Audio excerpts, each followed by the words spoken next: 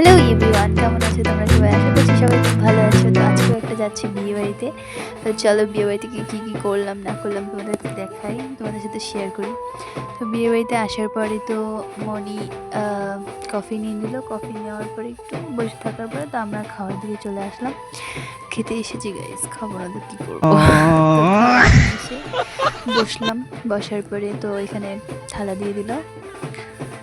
সবার প্রথমে আসলো বেগুনি আর স্যালাড। স্যালাডে ছিল শসা, গাজর, পেঁয়াজ। তারপর ওগুলো খেতে খেতে তারপরে আসলো ডাল। ডাল দিয়ে আর বেগুনি দিয়ে খেয়ে নিলাম।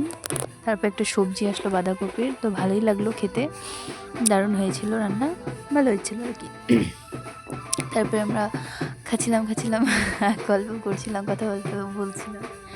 তারপরে আসলো মাছটা এটা যে কী রান্না করেছে আমি জানি না, মাছের কালিয়া শায়দ মনে হয়। তারপরে আসলো মাংস। তো মাংস তো আমি ভালোই খেলাম, সবই খেলাম সুন্দর। দই চাটনি, লাস্টে মিষ্টি খেয়ে আমার থালটা তো দেখতে পাচ্ছ প্রত্যেকবারের মতো এবারও পরিষ্কার। এরা এখানে গল্প করছে যে কি ভালো হয়েছে কি ভালো হয়নি। তাই আমি একটু গল্পটা উঠিয়ে নিলাম ক্যামেরা। জেঠিমা আর শাশুড়ি মার গল্প শুরু হয়ে গেছে।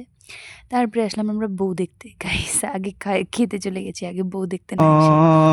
তখন এসেছিলাম বাট বউকে সাজানো হচ্ছিল, তার জন্য আর আমরা দেখতে পাইনি। তারপরে চলে আসলাম বাইরে, দেখি যে বক্সে এখানে নাচানাচি হচ্ছে কিনা। তো এসে দেখি নাচানাচি তো হচ্ছে না, বাট একটা পুচকু মেয়ে অনেক সুন্দর নাচ করছে, মানে আমার ভালো লেগেছে আর কি, তাই আমি ওর ভিডিওটা করছিলাম। তো তারপরে আবার ভিতরে চলে আসলাম। আসার পরে দেখছি এখানে বিয়ে শুরু হয়ে গেছে, তাই একটু কিছুক্ষণ বসে থেকে বিয়ে দেখছিলাম আর কি। তারপরে আমরা বাড়ি চলে এসেছি। Tata guys.